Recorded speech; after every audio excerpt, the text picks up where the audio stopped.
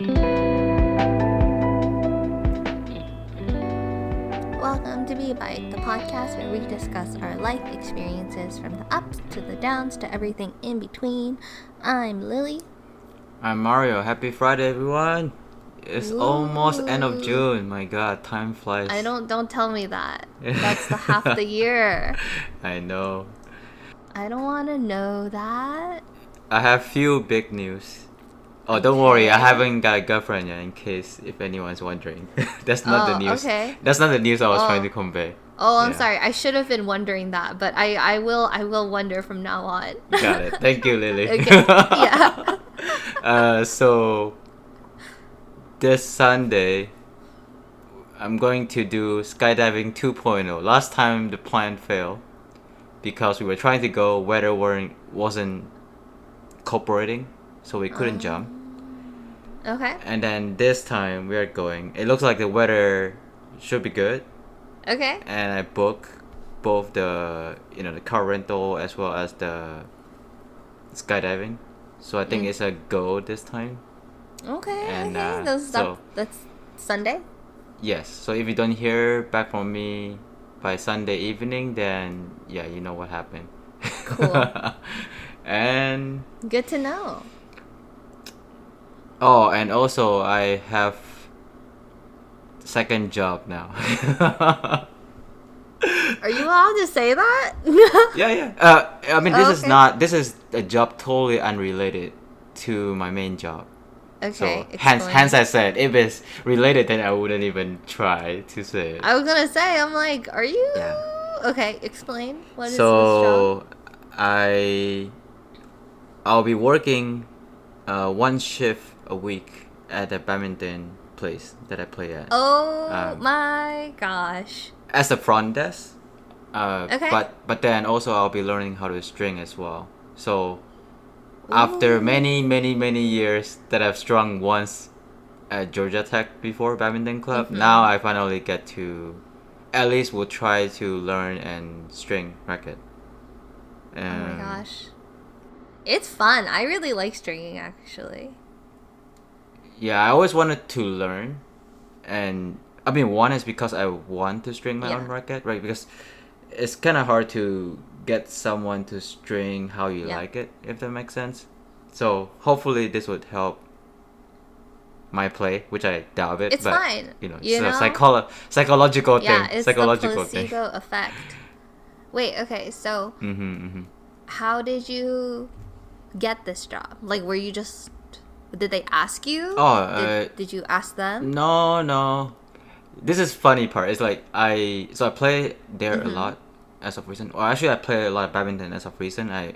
At one point I played like 15 days straight every day, every night, I guess. And one of my friends is working there too, so that's a big factor. And she was able to talk to the manager into it, and I was like, okay, okay, let's do it. So I already did like a work training twice already, like on one day just like a few hours, and then like last Tuesday I was like, I guess like mostly working by myself as a front desk, right, to kind of simulate if I work by myself, if I'm able to survive or not. So far still got the customer service skill down a little bit. Still come handy. Very nice. I would say from my past experience. So I'll be officially working tomorrow. How long is tomorrow? One shift? So I'll be working from I think 5 or 6 p.m. till 12:30 or 1 a.m. So the reason why it's so late is because usually we close around like 11 or 11:30. But Saturday, people stay to play super like late. You. And yeah. and then the manager basically say, on Saturday night shift, usually you want to let people play till like 12:30 or 1, which is okay. So my goal is try to learn stringing as soon as possible, so I can actually use that time at night to string myself. So more to come. Okay.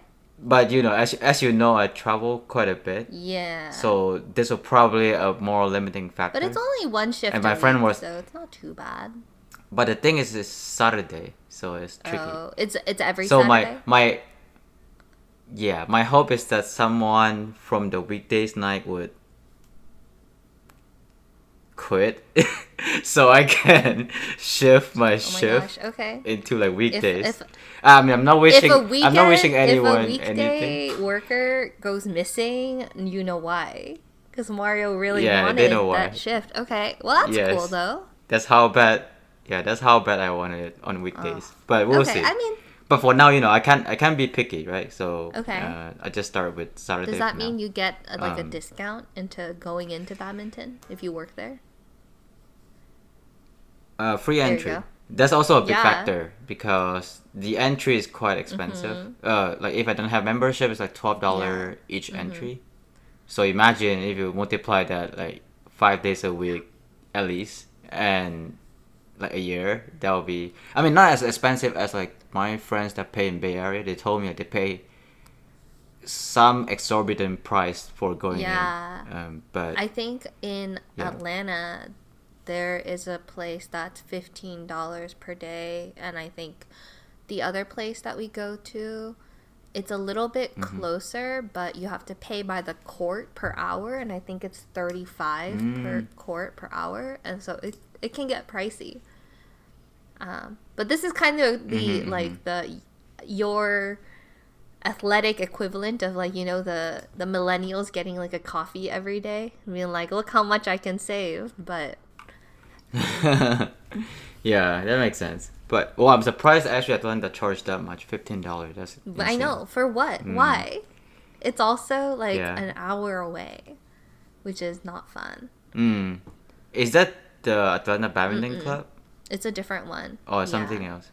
Okay, it's cool. Actually crazy. And what's funny is Atlanta Badminton Club is closed and they reopened in a new location.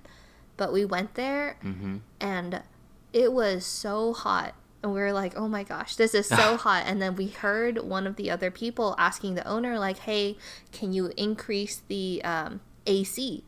Because it's really hot in here. And the owner says, oh, there's no AC in here. And we're like, oh, okay, then why are we paying you $35 per hour to steam? Oh my God. They're trying to have you experience the true Asian badminton cultures. If you play, I don't know about other countries, but like when I was playing in Indonesia back then, it's just hot all the time. It's like a sauna in there. It's hot all the time. Yeah, I can't survive there. Okay. Yeah, that's the only way for me to win, if any. Right? By heat exhaustion. Seeing who can withstand. Yeah, see who can withstand heat more. Cool. Anything interesting happened this week for you? Oh my gosh, let's see. Oh, I met up with some new people recently. I have a friend from work who no longer works where I work, but we're both just like into like art stuff, and so she she had a few other friends who aren't like, they're not that experienced in art stuff, but they wanted to try it. So we all got together and we like drank some margaritas and watched like Desperate Housewives of Beverly Hills, and we like did some interesting. We did some like craft stuff, and we ate a lot of cheese, and it was actually really fun. And so that was like the first one that we ever did, and then we also I received like a survey from the girl who did it, and it's like a summer 2024 bucket list, and so she listed like 20 things in there, and it's like movie nights or game nights or a day trip to Tennessee or stuff like that, and then everybody ranks like, oh, I really want to do this, or I'm okay doing this, or I don't want to do this, and everybody puts in like what days they're free, and so she's gonna take all that data and like organize a bunch of different things over the summer that she wants to do. And I was like, that's actually a very cute idea. Yeah, that sounds fun. Yeah.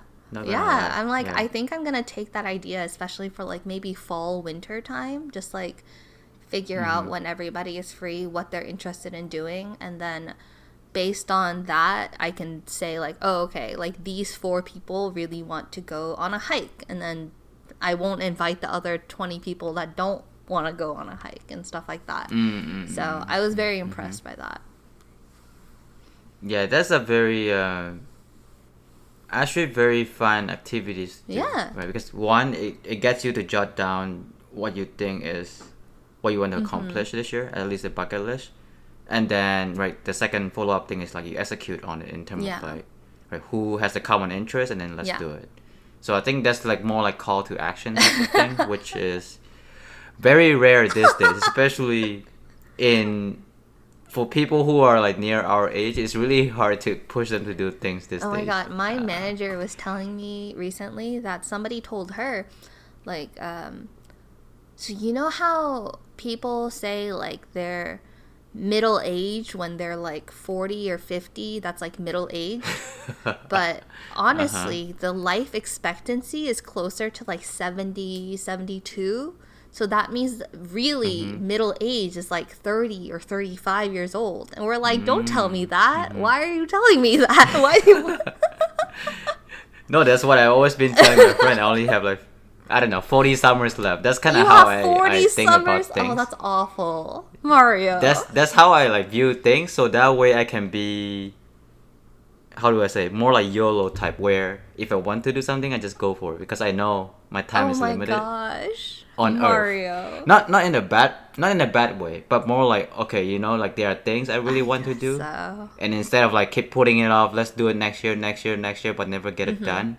I just like, okay, let's just get it done. Let's just do it. It's now or never. My mom you know? called me the other day, and she was like talking about how she was like, oh, I'm going to retire in like 15 years. And she was like, oh my gosh, in 14 years, I'm going to disappear. And I was like, who's disappearing? Like, what does that mean? Why are you disappearing? Oh, okay.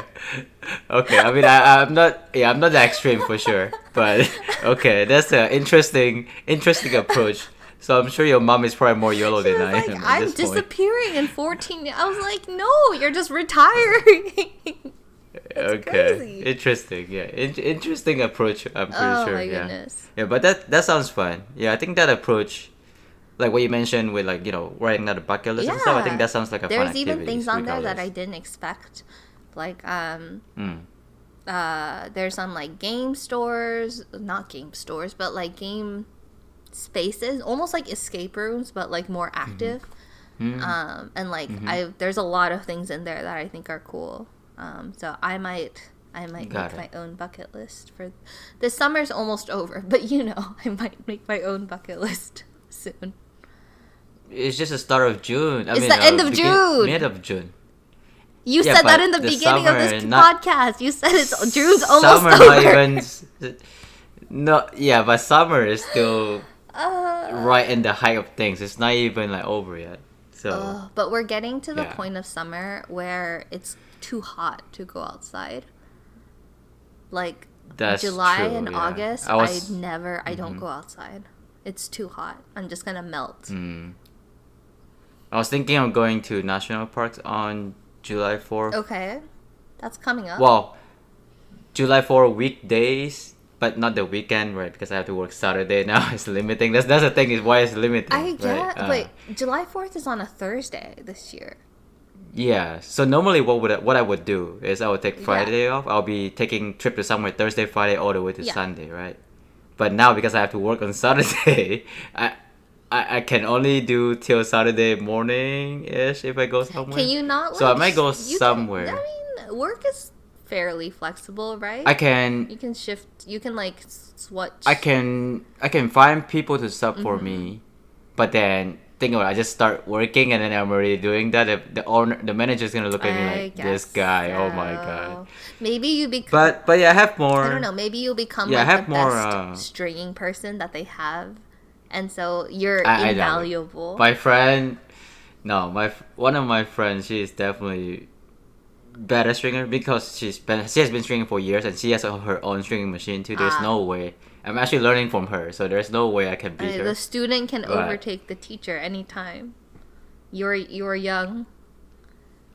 I think originally I'm not good with like craft and hand stuff. Was stringing a racket? Yeah, this requires some hands, coordination and I will a lot of will things say when I strung a lot of rackets back in college, I don't know why. I strung a lot of them. But when I was first learning, I did break a racket while stringing it. Like it's in the machine and you have to keep the tension and stuff. And I think something like something shifted, twisted. And then the entire racket like snapped, and I was like, I almost cried. I was like, I don't know what to do. Yeah, they told me like later on when I start learn how to string, they told me to do the what you call like the reto. Not like a person's competitive racket before. Yeah, they will kill me if I break their rackets, and maybe my own racket too. So we'll have to see. But today I want to discuss around a topic which I think is very interesting, which is power of gratitude, which probably not many Asians practice it, or at least to me, I feel I don't practice it enough. But something I think is interesting and would like to also get your take on this. So maybe just start in a very simple rudimentary level, right? Like what does gratitude mean to you personally? So maybe I can start first. Like to me, it's more of a feeling of appreciation. So it can be for either things that friends did for me, or it can be what family member did for me, or it can be something good happen, right? Say like I don't know, won a badminton match that I'm not supposed to be winning and somehow won, right? And I feel gratified to because I won that match. And again, just a few like simple example there, but I guess to you personally, how do you view, or I guess like what does gratitude means to you?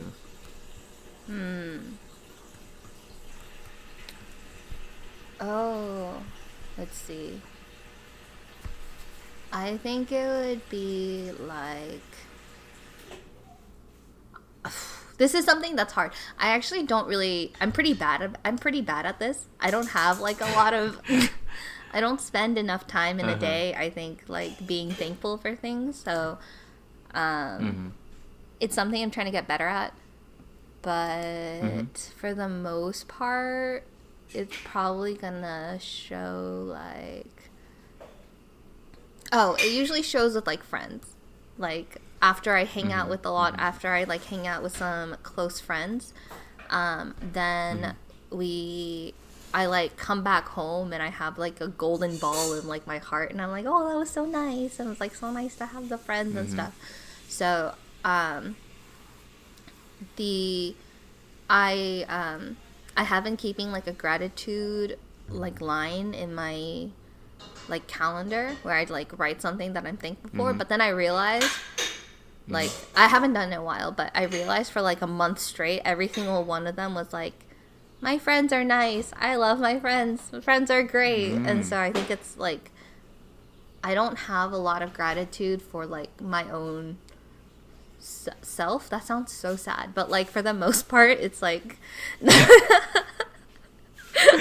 don't worry, I'm the same too. So that sounds so sad saying it out loud. I've never really realized that before. You see how this can be helpful to be to practice self-gratitude at this point, right? But anyway, love the friends, love the social relationships. Yeah, I think for me, I don't really. Again, I don't. Maybe I think the only time that I feel more of self-gratitude is when I'm actually traveling. That's when I feel, especially when I travel solo. That's even more than usual that I feel thankful about things. Are you doing more of mainly that around? You mean like traveling, or? I think because of this badminton work, I do less, slightly less. But I still have plans in like November to go to New Zealand, which I don't care what happens. I still have to be there. Everything already booked, so no one can stop me at this point now. I'm good for you. So yeah, so especially when I travel solo, I feel like I feel the most thankful, especially when I don't know if you have this feeling when you solo travel. It's like when you go to a country and then you'd be like, oh, actually I have it better in States. When I look at things over there, for example, or it could be the other way around. It could be like, man, in State we don't have this. This is crappy. It's better here, right? Something like that. Like I'll basically reflect.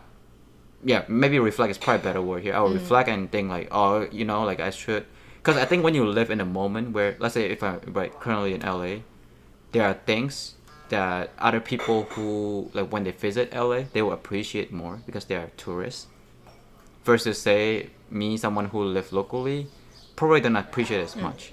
So quick example, right? For tourists, a lot of time when they visit LA, one attraction that they go to is a Griffith Observatory, which honestly not many local go there. I actually took my mom there like last weekend, and yes, there were a lot of tourists, but actually I had a pretty fun time. Like did a small hike from the bottom of the Griffith, right? Free parking, walk all the way up to Griffith Observatory, saw the sunset. It was amazing with the Hollywood sign and everything, right? And I actually never gone inside the observatory myself before, and this was the first time that I went in, and actually it's very fun. Like what is inside, like you get to see like how moon kind of shows over time, over the course of like they can kind of create some replica and things like that. And there are other things that are I think quite amazing, even if you don't pay the admission for something else, for like a telescope or something, right? Even without that, it's still pretty fun to do. So I get to maybe like more appreciation of like things that I could get easier access to, but just didn't think of doing it before. It's almost saying like because the thing is, when I used to live in Oregon, I rarely go out and explore stuff because I was doing masters and working at the same time, which I feel I still have free time, but I always have excuse like, oh, I have too many things going on, I don't do much. But after I left Oregon, I feel like, man, there are so many things to do in Oregon. Why did I not do anything when I was there? Like, I'm pretty sure everyone had this feeling when they moved somewhere from the previous place. So I feel like, I think like maybe just traveling actually brought a perspective of like, be more thankful of like what you have in your surrounding, and then try to enjoy it, or try to like absorb as much as I can. That's kind of a perspective that I gotten. And then even research, again, this is proven research, like expressing gratitude is associated with mental and physical benefit. Maybe I should do this for physical benefit for sure. And it also shown that feeling thankful can improve sleep, mood, and immunity, decrease depression, anxiety. Are we a scientific podcast now? Yeah, people told me like you need when you talk about things, you need to show some proof instead of just like personal That's experience. Really funny. So I'm trying to throw in some scientific stuff here. I was like, where are you pulling out these facts? Like, how did we get here? No, I did some research online, so it's definitely true. It's proven. Okay. So that is that. And one thing I'm always curious about is the cultural difference in both expression and the practice of gratitude. So as I alluded earlier, that a lot of Asian families don't do it really well. Again, I'm not speaking about everyone, but at least for me, like, how usually American, they will say like, thank you, I love you, whatever, to their family members. I personally rarely say that to my family member. And I'm not sure if that's an Asian thing or that's just my family in general. Like deep down, I feel thankful but like I don't say it, or it feels awkward to say it, especially to my parents, and even to my brother. I don't say it. Like we just know deep down, like we're thankful or whatever. But like, is that the same for you as well, or maybe your family is more expressive in this kind of case, or definitely not. Okay. We just casually have a heart. Oh yeah, yeah. Too gratitude. Too thankful to be choked right now. Oh, I'm so emotional right now. No. Oh my god. What the heck? Okay, well. Anyway, I think my family. I think we're the same. Like we're not super close. Like, we're. I don't know. We just have a lot of like past history that we're not like super close. So like even if we wanted to express that way, it's like a little too awkward to, and I like don't really have an interest in it. So I'm very happy with that. But I don't know. I feel like nowadays, now that we like they're getting older and I'm getting older, there's definitely more gratitude towards them and for me than there used to be. But definitely not to like the point of like a movie family, you know, like they are very expressive, and you know, like in movies and whenever families have conflict, they like figure it out and talk through it, and they have like some sort of like beautiful conclusion. Definitely not like that, but I'm fine. Got it. Yeah, I do it more in the workplace settings. Mostly through like either like, you know, the chatting, like messaging apps within work, or even a meeting. Like, yeah, I'll casually say, you know, yeah, thanks a lot for doing this, or, you know, thank you for doing something or whatever. Yeah, probably more at workplace, but definitely like family and personal thing, I don't do it as much. Maybe I need to just kind of like get out of the comfort zone of like feeling awkward to say that, to let the other party knows like how I feel. Maybe I mean I was never good at that, to be honest, to begin with. So more to come, I guess, to improve on that aspect of things for sure. So I guess before we go off, any last thing you want to touch on in terms of the like the power of gratitude, the feeling of gratitude? Not particularly. More that it's been a while since I've like even thought of this kind of thing, so it's like a good reminder. So yeah, I was pretty surprised for sure when I was doing research around this.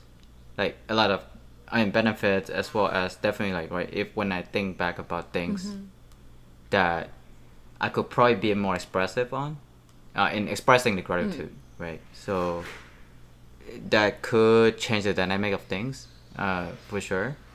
But yeah, I guess one step at a time, trying to improve this aspect of thing. Which, yeah, Asian family, I feel like this is not a common thing to do. And if I do that to my family, they'll be like, "Are you okay? Did you eat your medicine yet?" Or something. They'll probably ask something weird question when I say something like out of ordinary.